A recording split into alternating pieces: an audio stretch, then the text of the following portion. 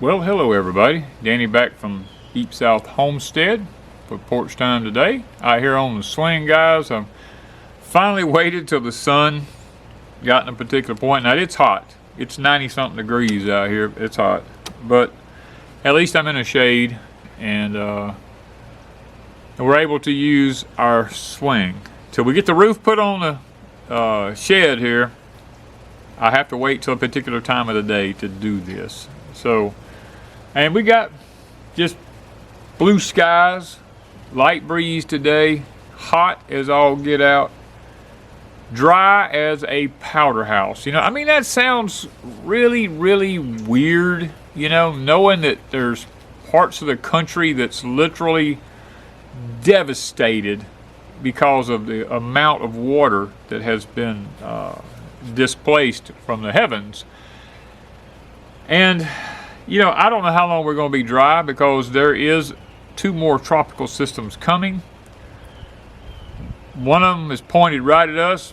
You know, one of them could go one of 3 different directions. You know, Houston, Florida, or us. Don't know just yet which way it'll go. I have a good idea where it's going, but I would rather not say, because I'm not 100% sure. I just have what I know. And, you know, lots and lots of people are freaking out, thinking that man is doing all this with the weather and stuff like that. And guys, look, man cannot do more than what God permits him to do. Man cannot take over the weather away from God. Now, can man manipulate or tamper with the weather? Yes, they can. There was an agenda out there way back yonder in the 90s that said by 2024 or 2025, they actually wanted to be able, the military said they wanted to be able to control the weather so that when we had to go to war against other countries, they could just affect the weather and literally starve them to death if they wanted to. But they never did actually get to that point. Now, a lot of people say, oh, harp this, harp that. You know, well, guys, there's, how do I say that? We have a lot of harps, okay? It's not just Alaska. There's Puerto Rico. There's harps in a lot of different places that we have. Harp, in my understanding, from people that I know and talk to about this, harp can only affect the temperature of the atmosphere. And maybe a little bit more, but not a lot more. It can alter the temperature, and like I said in one of my other videos, if you alter the temperature of the ocean 1 degree, you create some of the most massive hurricanes you've ever seen. Yeah, yes, we can do that. I have no doubt about that. Seeding clouds, I have no doubt about that. I have actually seen that happen. These things are possible. And another thing people don't realize is that giant cities, like you take Atlanta, you know, all these big cities like this, they create their own weather patterns because there's so much concrete. That's what they call them, concrete jungles. There's so much concrete in those cities that when the sun begins to heat all that concrete in those cities, the heat rises in the atmosphere, and it's a known fact that large cities create their own weather patterns. If you've ever noticed that, watch the weather around large cities, and you'll see what I'm talking about. And a lot of y'all know that I have in the past, you know, not in the very near past, we've talked about water events were going to happen. Now, we just had a water event. It was not as bad as it could have been had there not been weather patterns in place that was in place, rather than it being, you know, 20 inches of rain we could have very easily had 30 or 40 inches of rain. And the scary part about it is, from what I'm being told, we haven't seen the worst yet. And it's quite possible that one of these next storms could take the same exact path that Helena just took. And that would be utterly devastating, to go in the same exact path.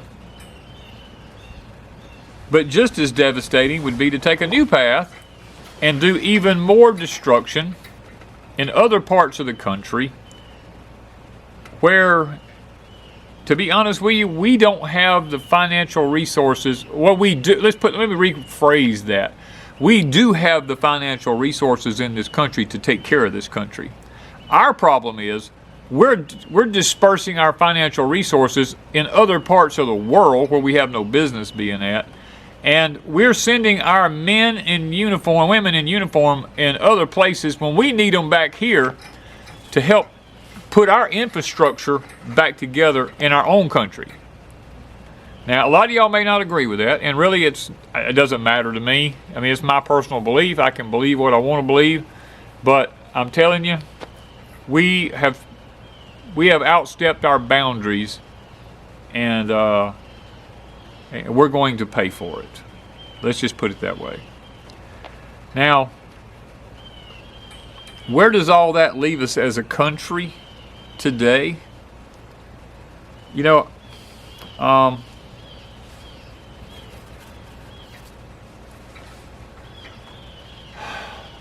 guys, I don't know how much longer I can do this.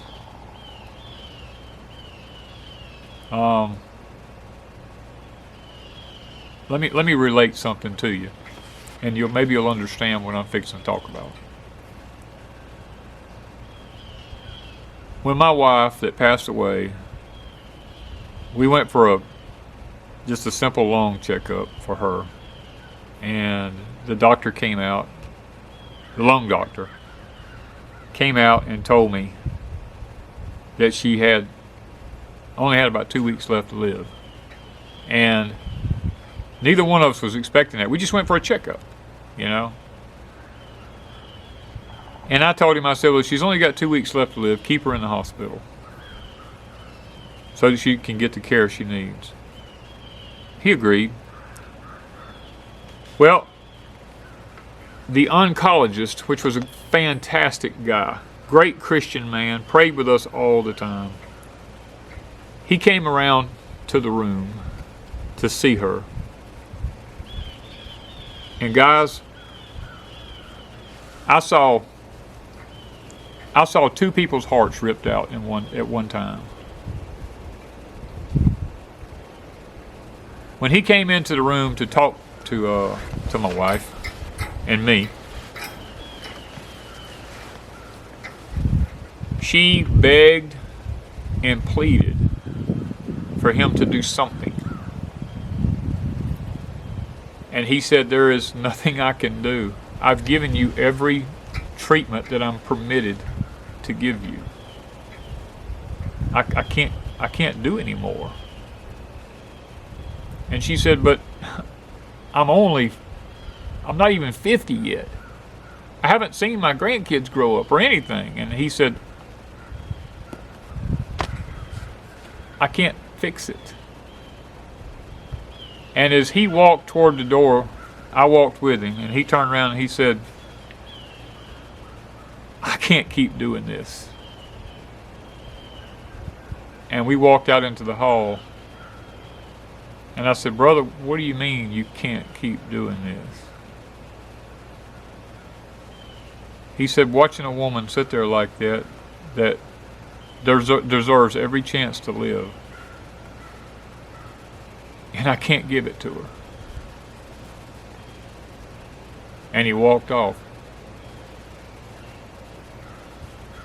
He knew in his heart that if he was permitted to by the AMA, he could have done something. But he was not permitted to. And he could have made a difference in her life. Well, guys, that's where I am. Look, I'm nobody, okay? I'm a nobody. I'm just Danny from Deepsouth Homestead. I'm nobody special. I've just had the privilege. I don't even know if you'd call it a privilege. I've just happened to be in the right place at the right time in my life many times. And certain responsibilities were given to me. I've seen things I probably shouldn't have seen. I'm privy to things I shouldn't be privy to, because I don't want them. And I sit here every week after year after year doing porch time with a broken heart,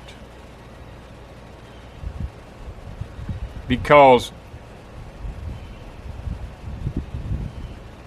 most people don't know what it means to be silenced.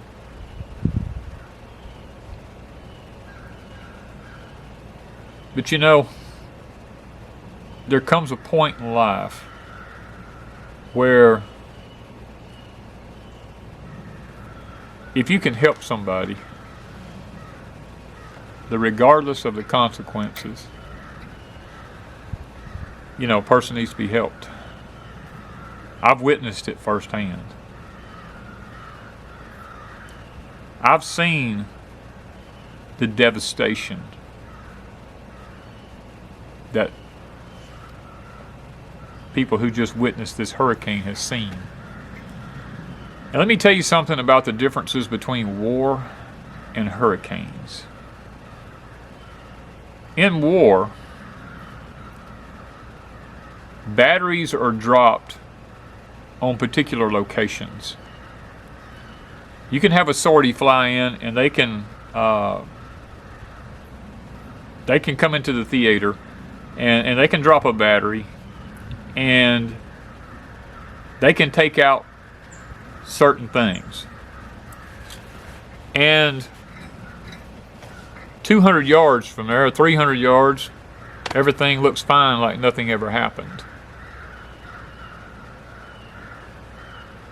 The difference between war and a hurricane is when a hurricane comes through, you don't have those places where it looks like nothing happened. It's literally devastating everywhere that it goes. You can't, when you go down the road, it's not like you get out of one zone and into another zone. It just continues to be bad everywhere.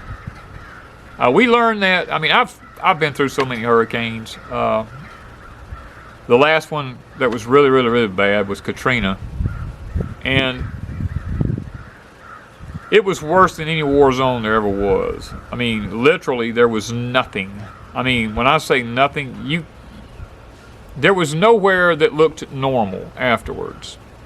And many of you all, I'm sure, where the path of this last hurricane went, is saying exactly the same thing. You're saying, the place that used to be this thriving place now looks like an apocalyptic event took place. And guys, I tried to tell everybody there was a water event coming. And it's not over. There's more. Okay?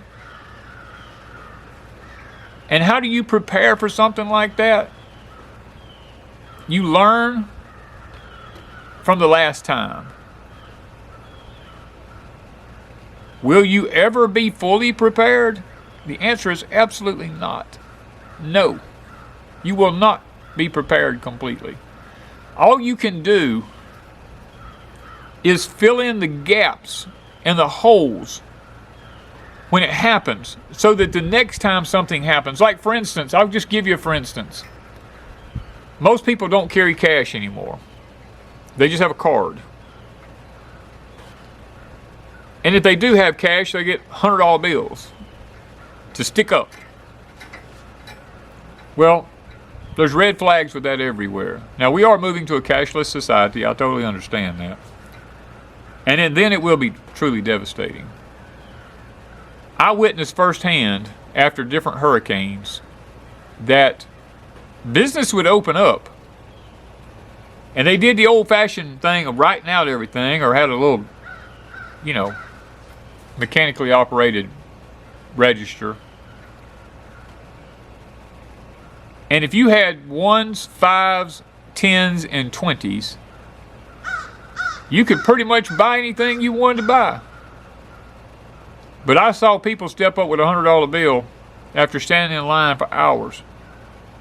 And they would tell them, go back to the back of the line because we don't have change for a big bill. You should have had small bills. What do you take away from that? Keep small bills on hand. Things that people don't think about. And that's just one thing. There's 1,000 other things, but that's just one thing. But guys, I can't keep sitting here week after week, year after year, and watch everything go to pot when there's some information that, if given, might help somebody.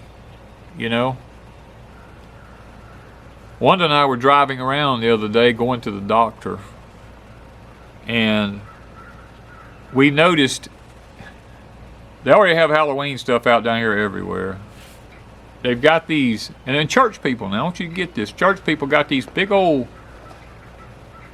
skeleton things that stand about 9 or 10 feet tall in their yards. I witnessed one of them firsthand in Tractor Supply. I walked into a skeleton chicken that was like 7 feet tall, scared the heck out of me. And I told Wanda, I said, oh my word, I can't believe they're doing this.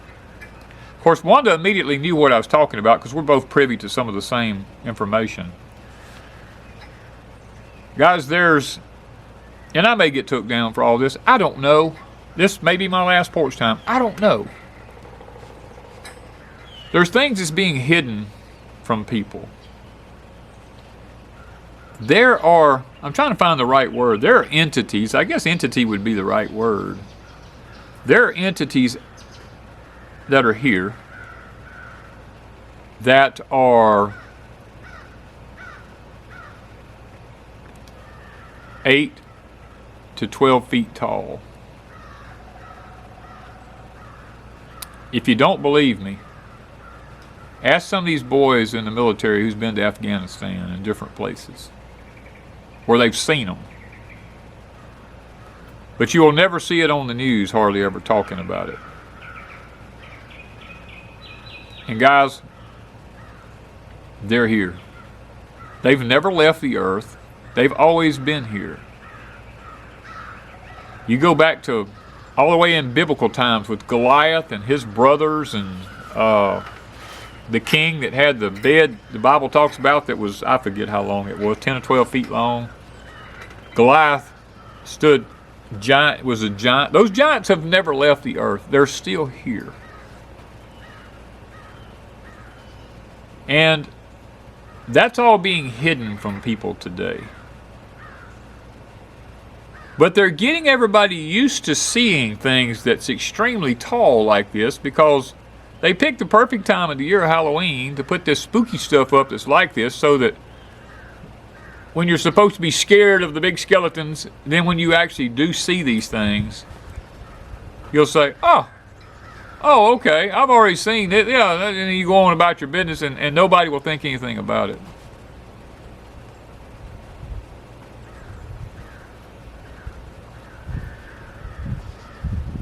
Enjoy the water. And I know that sounds crazy when you've just been flooded out, but enjoy the water while you have it. There's coming a day when you may not have it. And you know, it's in the Bible where it says, and you can Google this or do whatever you want to do. I'm not going to give everybody the verses on everything, because then you wouldn't even look. But there's verses in the Bible that talks about one city will flood while the other burns up from drought. And that's because of a punishment upon a nation. I almost brought my Bible out and read to you from Deuteronomy, from the curses of disobedience, and not even showed you the Bible, but told you I want to read a document about the curses of disobedience, and see if, and I was almost going to do this to see how you would react to these things, and at the end I was going to say, I just read the Bible to you. And most people would have probably not even known what I was reading. They would have thought I was reading some kind of a document that had been printed by the country or something, you know. When I was in reality, I'd only been reading the Bible, because it has foretold everything that we are experiencing here today. And the earth is going through some changes. It's not anything that it hasn't ever done before. The only thing is, it has never done it in the life of our country. There are documents in other countries that deal with these things, and talks about what has happened, what has not happened, as far as certain type of celestial events and stuff like that. I mean, October is supposed to be the month that everybody's been waiting for years. This October, the end of this October, there is supposed to be a planetary alignment that's supposed to take place in the solar system, and they don't know what kind of cataclysmic events may take place from this alignment. They're trying to say that possibly there could be earthquakes, there could be volcanoes happening, there could be all these type of stuff. There could be the hyperstorms and all this kind of stuff that could take place. I mean, there's so much that they don't know, and that's the reason they won't say anything, is because of that. Because, well, I think they probably do know, but they don't want to talk about it. It's like asteroids.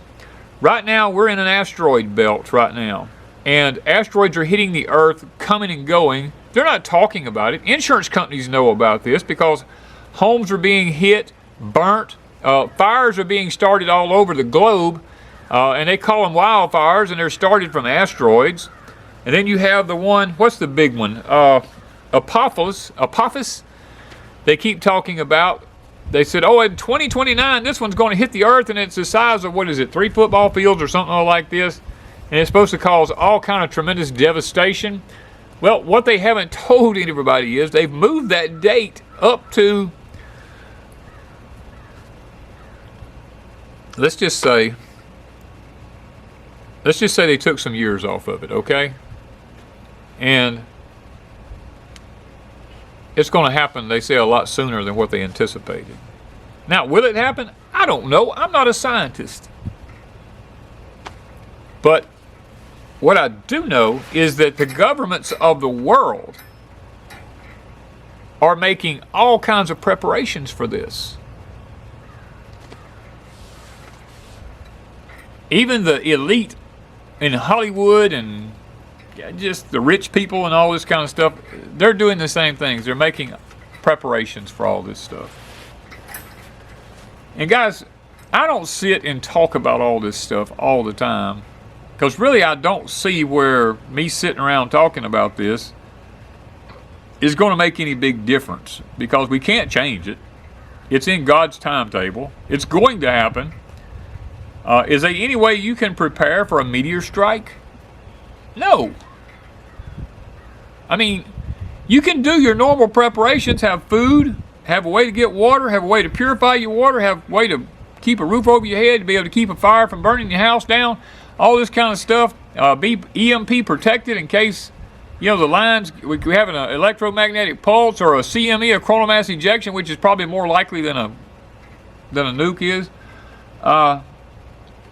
If you're protected in all those ways, you know, as much as you possibly can, then you've done all you can do. And there's no need to sit and worry about it, because in Matthew 24, the Lord said, these things must happen.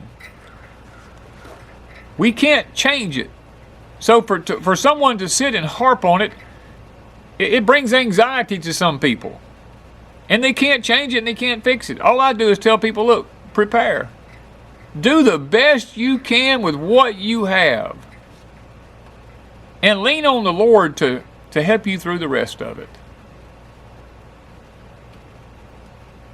It just breaks my heart. I mean, I talked to Billy. Oh, well, didn't actually talk to him. We had to text, not text, but email back and forth about some of the things that's going on up in the Carolinas where he lives at. And, you know, my heart breaks for people up there. I know what that's like. When Katrina come through, I was 26 days with no electricity in 100 and something degree temperature down here in the south. I know exactly what that's like. Trying to keep everything going. I was blessed at the time. I mean, God made it where I didn't have to go get fuel, or, you know, I mean, the Lord blessed in lots of ways during that. Where I went right back to work the next 2 days. Well, actually, the day after the storm, I was back at work, because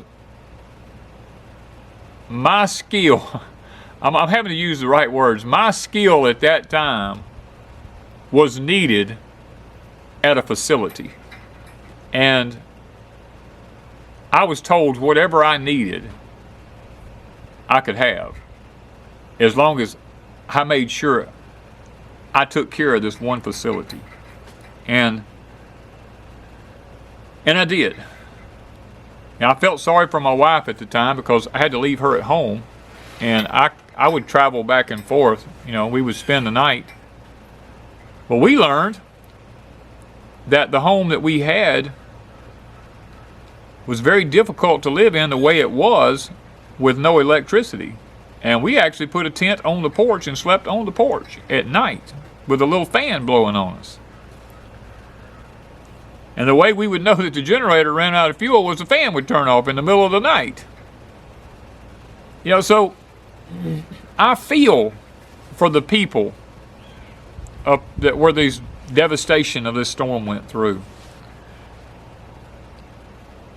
What breaks my heart is the possibility of another one going in the same exact spot and just even devastating it even more.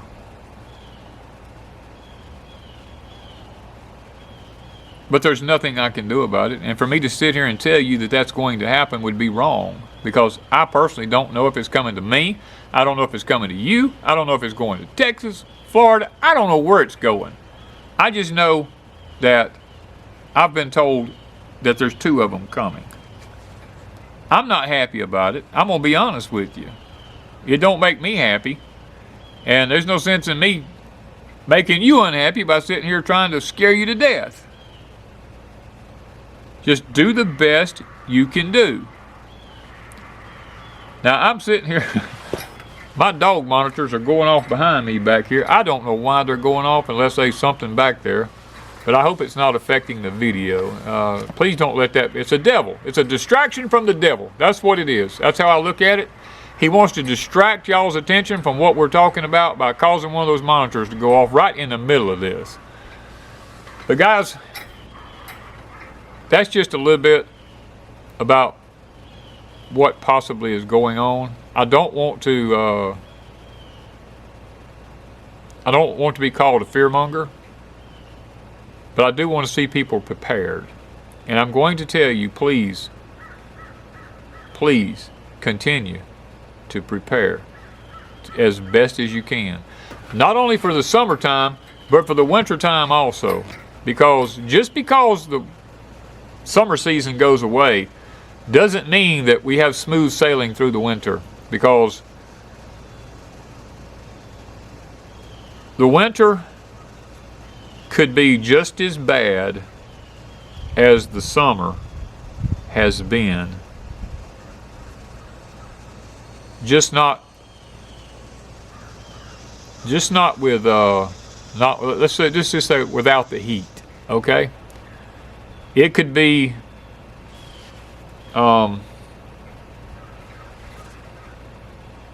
just as bad.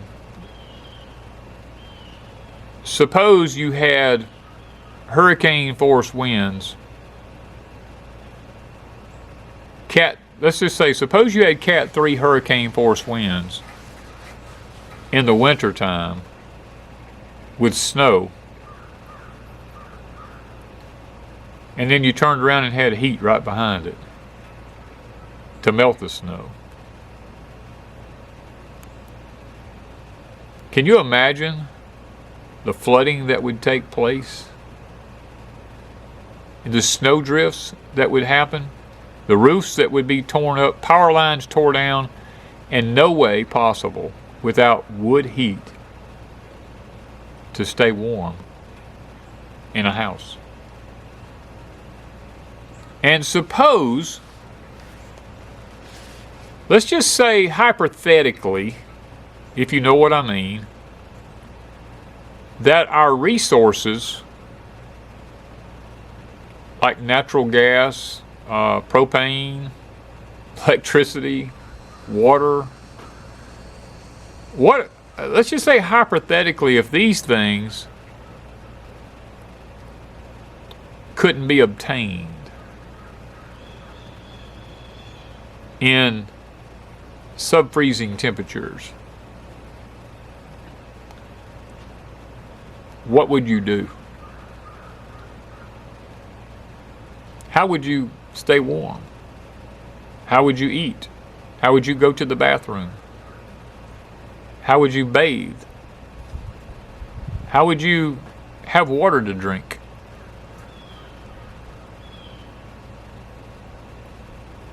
These are things that the powers to be know about. And they have been spending trillions of dollars to prepare for. And they want to blame it on us, man, when it's nothing more than a cyclical event that the earth goes through every so many thousand years. Now, has man been a good steward of the earth? And the answer is absolutely not. Another hypothetical situation. Suppose a nuclear plant couldn't get the power or the water it needed to cool down. See, nuclear plants are built to never be shut down, ever, ever, ever, ever. And if they couldn't get the water they need to keep the rods cool, or the power to run everything, can you imagine what would happen?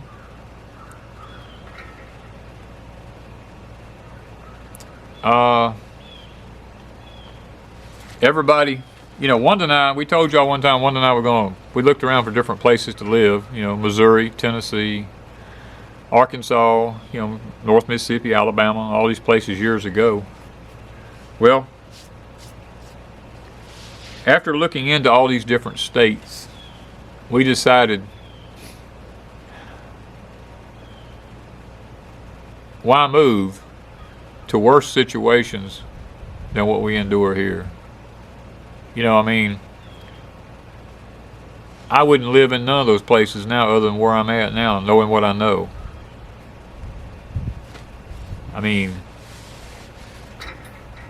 Everybody wants to live in the Missouri Ozarks. And that's fine. If that's what God has called you to do, that's perfectly fine. But I would do some research if I was going to move there about nuclear weapons, nuclear silos. I would really do some looking into that. We were looking at a place in Arkansas. Come to find out, there was a nuclear power plant right down, about 15, 20 miles down the road from where we were looking. Same thing in Tennessee. There's nuclear power plants everywhere. And up and down the Mississippi River. Guys, these are all ticking time bombs, you know. We figured after looking at all the, I mean, there's maps out there you can look at. I'm not going to sit here and say there's not. There's maps you can look at. That's open to the public. We figured our chances of living a normal life, as close to normal as a person could live, is just as good right here where we're at as it would be if we tried to go somewhere else. I mean, we almost moved up into the mountains of the Carolinas and Tennessee, and if we had, look what we'd be facing. We'd have ran right into what we were trying to run away from here. As a matter of fact, many times the hurricanes do more damage up there than they do down here because our infrastructure is built to stand hurricanes. We have certain codes and everything that we have to, we have to abide by. So porch time today has not been a normal porch time. I'm tired of having to hold my tongue about things, you know? I'm tired of seeing people's lives devastated because of things that happen. I'm tired of people not being told what's around the corner or what to prepare for, you know. Prepare for water, and then prepare for there to be no water. You know what I mean? These are things that nobody ever talks about. And the ones who do talk about it try to scare you to death with it. And that's not right. Information is knowledge. Knowledge will get you out of trouble if you heed to it. But if somebody tells you, like people who live out in Kansas, always in Oklahoma, used to have tornadoes all the time. So they built bunkers underground. They built their underground shelters and stuff like this so that when they come, it doesn't kill them. But if they sit there and said, oh, I'm not worried about those things, and then it came and took the house away and took them away in it, then they were a fool. When they had the opportunity to fix it where they could survive what was coming. But suppose the weather never tells them when anything like that's going to happen, and then it happens, and if they don't know, and then they're destroyed, then their blood is on somebody's hands. And guys, that's where I'm at today. It's time ever so often we talk about these things. You know, like I told you, I'm nobody. Okay, I'm a nobody. But there's some things that I do know about. I'm not a genius. I'm not a scientist. But God has shown me some things. And just like in the nation of Israel, they used to have what was called the crier. He watched the heavens and the moon, and he would tell them when the first little sliver of moon was seen, he would cry out, and they would know that it's the beginning of a new month. And that's how they knew their calendar dates, you know? They didn't go by no lunar calendar like we do. That's what we need today. We need watchmen on the wall. We need watchmen to tell the people, like the fortified cities used to have watchmen on the wall around them, to tell them when the enemy was, or when something evil was coming in their direction, they would cry out to the city. And guys, as God's people, that's our responsibility to those that are around us, is to cry out when the Lord lays something on our heart. We're just to go ahead and tell people, look, this could possibly happen. We need to make provisions for it. And I know a lot of people don't want to hear it, because they say, well, I want my kids to grow up and I want them to live a normal life like I've lived, and they turn a blind eye to it and stick their head in the sand like an ostrich and pretend that it's not ever going to happen. And then when it does happen, they're devastated. Don't be that person, please. Please don't spend your ever fleeting moment watching the MSM, because you're getting propaganda that's already been edited through, should I say, to create a particular agenda, to lead your mind in a particular direction, to bring you to a particular end result, to make you make specific decisions that you, had you had the right information, you would not have made. So please don't be that person that just believes whatever you see on TV. Television. I mean, listen to what it's. Listen to it. I haven't watched TV in probably close to 20 years now. Television. Guys, please use some discernment about the future for you and your family. Quit believing the boob tube, we used to call it when I was a kid, and start looking to the Lord for answers. You know, the Lord says in the scriptures, He will not do anything lest He first tells His servants. So if you belong to the Lord, He's not going to do anything without first letting you know. And He may let you know through me or 1,000 other different people out there. But He's going to let you know. And don't panic, because you have been created for such a time as this. A lot of people go, man, I wish I'd lived 50 years ago or 100 years ago. No, you weren't created for then. You were created to stand and be able to make it through now. You've been given everything you need to be able to survive what's coming. The question is, will you allow the Lord to use you through it? Like the Hebrew children that went through the fiery furnace, like Daniel who went through the lion's den.